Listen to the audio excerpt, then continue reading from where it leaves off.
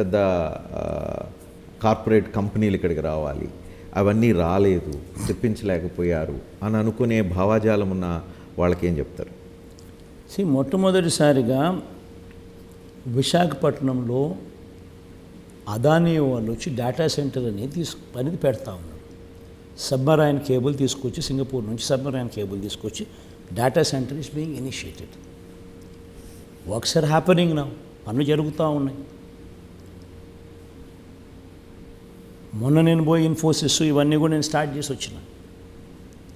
నేను వాళ్ళ ఇనాగ్రేషన్ వాళ్ళ ఓపెనింగ్కి నేనే పోయినా. ఇంతకుముందు చూడని విధంగా జరుగుతూ ఉన్నటివి ఇవన్నీ. ప్లస్ ఇవన్నీ నెక్స్ట్ లీగ్లోకి ఎప్పుడు పోతాయి?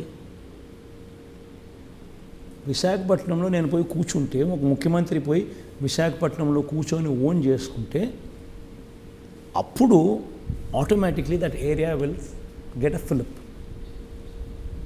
నా ప్రమాణ స్వీకారం నెక్స్ట్ విశాఖపట్నం నుంచి జరుగుతుంది.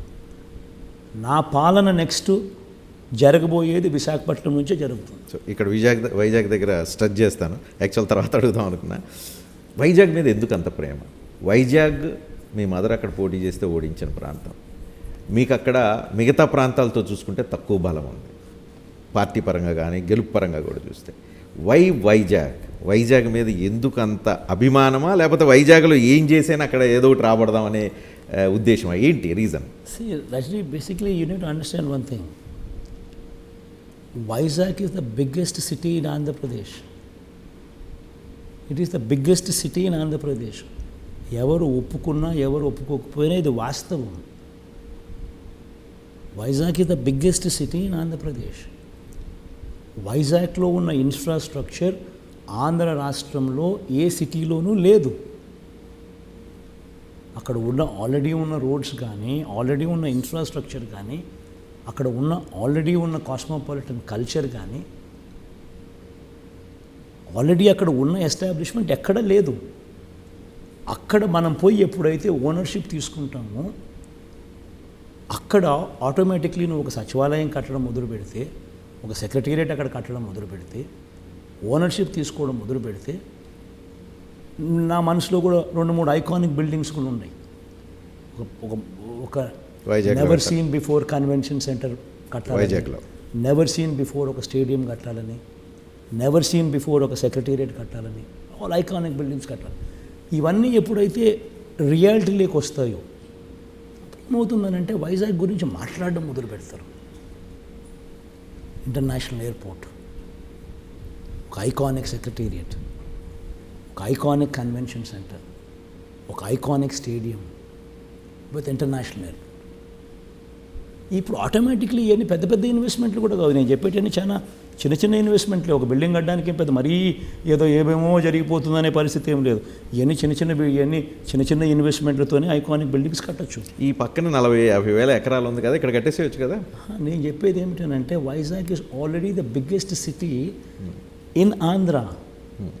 దానికి బూస్ట్ ఇస్తే నువ్వు కాంపిటీషన్ చేసేది హైదరాబాద్తో, నీ కాంపిటీషన్ చెన్నైతో, నీ కాంపిటీషన్ బెంగళూరుతో. ఎప్పుడు ఈ పరిస్థితి వస్తుందనంటే నువ్వు వైజాగ్ను ఆ థ్రస్ట్ ఇస్తే అప్పుడు ఈ Vizag will start competing with these people. ఎప్పుడైతే Vizag when it starts competing with Chennai, Bengaluru and Hyderabad, అప్పుడేమవుతుందనంటే మీరు అంటా ఉన్న ఈ వైట్ కాలర్ జాబ్స్, ఈ సాఫ్ట్వేర్ జాబ్స్ ఇవన్నీ ఇంకా ఎక్కువ వస్తాయి. ఎందుకనంటే ఇవన్నీ ఎప్పుడు వస్తాయి? When it is a city. City అనేది నువ్వు అమరావతిలో పెడితే ఎప్పటికీ జరగదు. అది it's a barren land, it's a dream chasing. ఇంతకుముందు నేను చెప్పినట్టుగా. ఓకే, ఇప్పుడు సరే, మళ్ళీ back to development. Final question, development point of లో మీరు చాలా చేశానంటున్నారు, పోర్టులు కట్టానంటున్నారు, ఎడ్యుకేషన్ అంటున్నారు, వైద్యం అంటున్నారు. ఇంత ఉన్నప్పుడు ఒకవైపున ఆంధ్రప్రదేశ్లో అభివృద్ధి లేదని గత కొద్ది సంవత్సరాలుగా ప్రచారం జరుగుతున్నప్పుడు ఎందుకు ప్రభుత్వం ఓపెన్గా వచ్చి ప్రజలకు జరిగింది ఇది అని చెప్పి ఎందుకు చూపించలేకపోయారు? మరి నేను చెప్పినంతగా పబ్లిక్ మీటింగ్లలో బహుశా ఎవరు చెప్పారు? ఎలక్షన్లో చెప్పారు, అంతకుముందు సంగతి. ఎలక్షన్లో ఇంతకుముందు కూడా చాలా సందర్భాలలో చెప్పాను. చాలా సందర్భాలలో చెప్పినప్పటికీ అన్ఫార్చునేట్గా ఏంటంటే ఆంధ్ర రాష్ట్రంలో పరిస్థితి ఏమిటి అంటే ఆంధ్ర రాష్ట్రంలో గోబెల్స్ సిద్ధాంతం, ఆంధ్ర రాష్ట్రంలో మీడియా అనేది పోలరైజ్డ్ మీడియా. ఎందుకు వాళ్ళందరితో ఎందుకు గొడవ పెట్టుకుంటున్నారు మీరు? నేను కూడా పెట్టుకునేది కాదు. They are Telugu Desam party blood. Telugu Desam పార్టీకి వాళ్ళు ఫుట్ సోల్జర్స్. వాళ్ళే తెలుగుదేశం పార్టీ, తెలుగుదేశమే వాళ్ళు.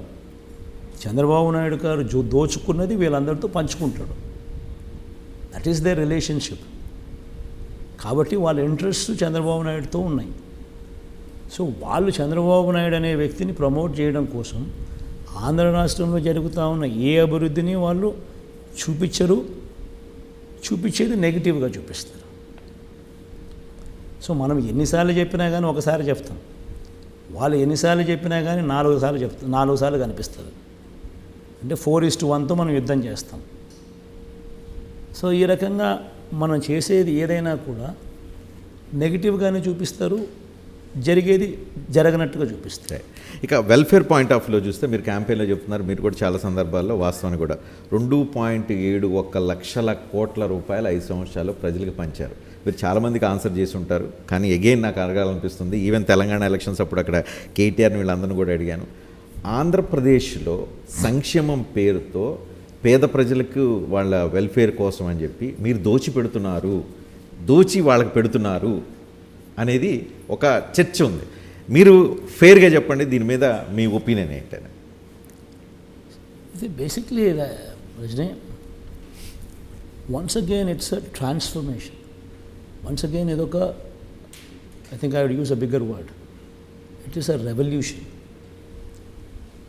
ఇన్ని కోట్ల మందికి బ్యాంక్ ఖాతాలు ఓపెన్ చేయించడమే కాకుండా డీబీటీ పద్ధతిలో వాళ్లకు ఎక్కడ లంచాలు లేకుండా, ఎక్కడ వివక్ష లేకుండా నేరుగా వారి ఖాతాల్లోకే, నేరుగా వారి చేతికే అర్హతే ప్రమాణంగా ఇక్కడ బటన్ నొక్కడం, నేరుగా వాళ్ళకి వెళ్ళిపోవడం. ఇటువంటి ట్రాన్స్ఫర్మేషన్, ఇటువంటి రెవల్యూషన్ గతంలో ఎప్పుడూ జరగల. The biggest advantage in doing so is ఇది directly into their hands. ఆ ప్రతి ఇచ్చేది కూడా it is none of these things are doles. ఏదో ఊరికే ఇవ్వడం కాదు. ఇంతకుముందు నేను చెప్పిన ఎవ్రీథింగ్ హ్యాస్ అ పర్పస్.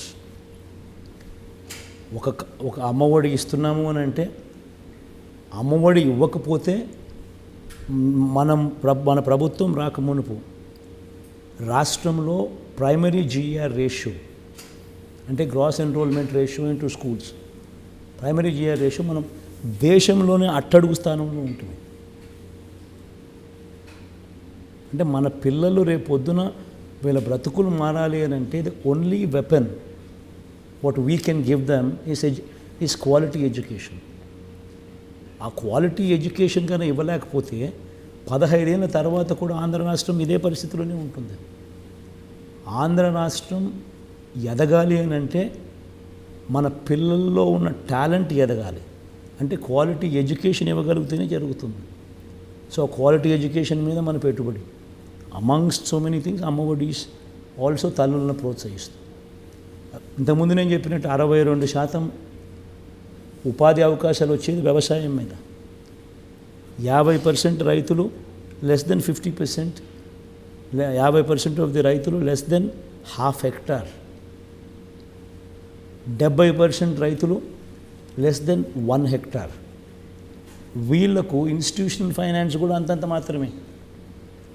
పెట్టుబడి కోసం ₹2, ₹3 వడ్డీలు తీయాల్సిందే.